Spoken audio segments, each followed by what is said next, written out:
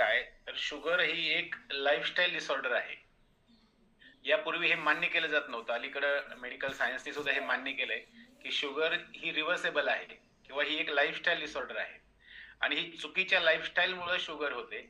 आणि जर आपल्याला शुगर कंट्रोलमध्ये आणायची असेल, शुगरमधून बाहेर पडायचं असेल, मधुमेहामधून बाहेर पडायचं असेल, तर आपल्याला आपली लाईफस्टाईल चेंज केली पाहिजे. म्हणजे आपण आपली लाईफस्टाईल चेंज करून आपल्या शुगर कंट्रोलमध्ये ठेवू शकतो.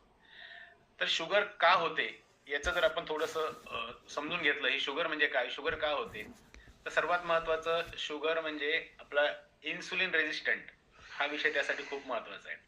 आपल्या पॅनक्रियाचा रोल असतो इन्सुलिन तयार करणं, आणि ते इन्सुलिन तयार करण्याचं काम आपलं पॅनक्रियाज करत असतो. परंतु या पॅनक्रियाचं काम व्यवस्थित चालणं खूप महत्वाचं असतं, आणि या पॅनक्रियाच्या कामाला काही गोष्टींमध्ये मुळे अडथळा निर्माण होतो. तर त्या दोन गोष्टी आहेत. पहिली गोष्ट म्हणजे आपल्या पॅनक्रियाच्या भोवताली जर फॅट जमा व्हायला लागली, विजरल फॅट जर आपली वाढत चालली, तर आपल्या पॅनक्रियाच्या भोवतालची फॅट वाढते आणि पॅनक्रियाचं काम खराब होतं, त्याचं काम डिस्टर्ब होतं, त्याच्या इन्सुलिन निर्मितीच्या कामावरती परिणाम होतो. आणि त्यामुळे काय होतं, तर प्रॉपर इन्सुलिन तयार होत नाही.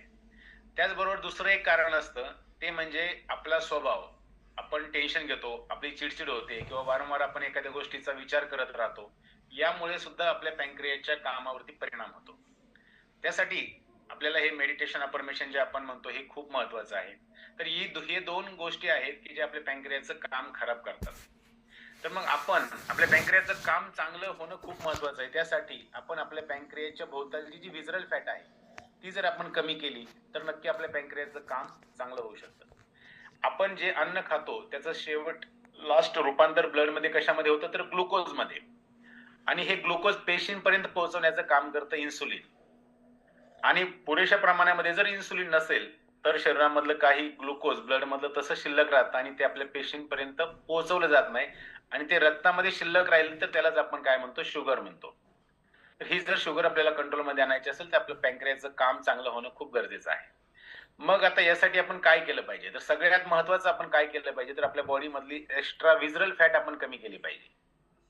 हे सर्वात महत्वाचं आपण करणं गरजेचं आहे.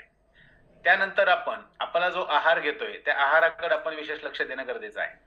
तर आपण आपल्या आहारामध्ये जर लो ग्लायसेमिक इंडेक्स फूड घेतलं, तर नक्की आपण शुगर कंट्रोलमध्ये ठेवू शकतो. पण शुगर का वाढते, तर आपण हाय ग्लायसेमिक इंडेक्स वालं फूड जर घेतलं जास्त, तर आपली शुगर वाढते. आणि बऱ्याच लोकांना प्रश्न पडतो, की या कॉलवर आपण आल्यानंतर इथं जे शेक घेतोय तो गोड लागतोय.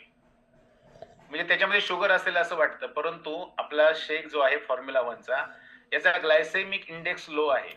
त्यामुळे हे घेतल्यानंतर शुगर कुठलीही वाढत नाही किंवा आपली शुगर मेंटेन ठेवण्यासाठी, शुगर कंट्रोलमध्ये ठेवण्यासाठी आपल्याला उलट या आहाराचा उपयोग होतो.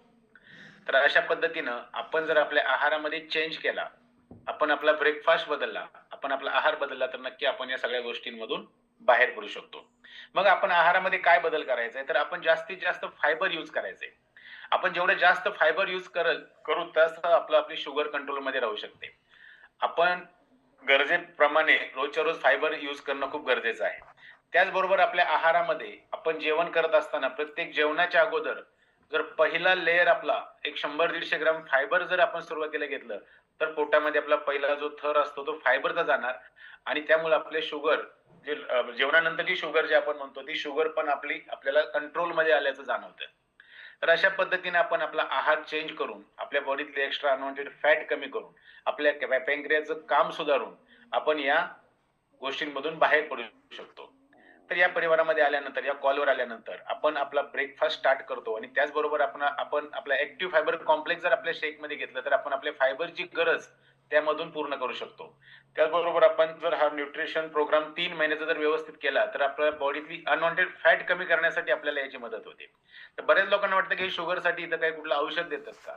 ते कुठलंही औषध नाही, कुठलंही मेडिसिन नाही. तरी तुमच्या बॉडीमधलं अनवॉन्टेड फॅट कमी करण्यासाठी, तुमचं कॅलरी मॅनेजमेंट करण्यासाठी, त्याचबरोबर तुम्हाला लो ग्लायसेमिक इंडेक्सचं फूड मिळतंय. अशा पद्धतीने आपल्याला ह्या आहाराची शुगरमध्ये मदत होते. त्यामुळे आपण जर आपल्या कोचला फॉलो केलं, फक्त न्यूट्रिशन न घेता आपल्या कोचच्या सल्ल्याने घेतलं, आपल्या कोचच्या मार्गदर्शनाने जर आपण हे घेतलं, तर नक्की आपण या सगळ्या तक्रारींमधून बाहेर. फक्त आपल्याला वरवर दिसणारा आजार आपल्याला गोळ्या घेऊन कंट्रोलमध्ये आहे असं वाटतं, परंतु शुगर म्हणजे आपल्या शरीराला लागलेली एक कीड आहे. ती आतमध्ये शांत बसत नाही, ती तिचं काम करत राहते. ती आपल्या शरीरातल्या वेगवेगळ्या अवयवांवरती इफेक्ट करते. ती पूर्ण बॉडीमध्ये आपल्या पोखरायचं काम करत असते. त्यामुळं आपण शुगर कंट्रोलमध्ये ठेवणं खूप महत्त्वाचं असतंय. तर नक्कीच पुढे जाऊन आपल्याला हे शुगरचे इफेक्ट खूप वेगवेगळ्या शरीरावर जाणवतात. शुगरचा इफेक्ट किडनीवर जास्त जाणवतो. त्यानंतर आपल्या आपली जी दृष्टी आहे, डोळ्यांवरती त्याचा इफेक्ट जाणवतो किंवा आपल्या शरीरामध्ये वेगवेगळ्या अवयवांना खराब करण्याचं काम हे शुगर करते. किंवा बऱ्याच लोकांना आपण पाहतो एखादं ऑपरेशन करायचं असतंय आणि शुगर असेल तर त्याला 8-8, 10-10 दिवसाचा स्टे त्याचा केवळ शुगरमुळे जास्त वाढतो. कारण शुगर कंट्रोलमध्ये आल्याशिवाय त्याचं कुठलंही ऑपरेशन करता येत नाही. अशा पद्धतीने आपल्या शुगरमधून खूप वेगवेगळे आजार पुन्हा जन्म घेतात. शुगर आल्यानंतर ब्लड प्रेशर असेल, बाकीच्या गोष्टी असतील, ह्या सर्व गोष्टी पुन्हा वाढत जातात. कारण हे सगळे एकमेकांचे नातेवाईक मानले जातात. शुगर आली की हळू वेगवेगळे आजार त्याच्या सोबत आपल्याला जोडून येतात. त्यामुळे आपण आपल्याला शरीर जर चांगलं ठेवायचं असेल तर आपली शुगर लेव्हल नॉर्मल असणं गरजेचं आहे. नक्की आपल्या कॉलवर भरपूर रिझल्ट आहेत, की ज्यांनी आपली शुगर कंट्रोलमध्ये आणली विदाऊट टॅबलेट. अगदी 500, 550, 600 शुगर असणाऱ्यांची शुगर सध्या विदाऊट मेडिसिन कंट्रोलमध्ये आहे. तर आपण कशा पद्धतीने यामध्ये मधून बाहेर पडू शकतो, यासाठी मार्गदर्शन करणारे आपले कोचेस आपल्या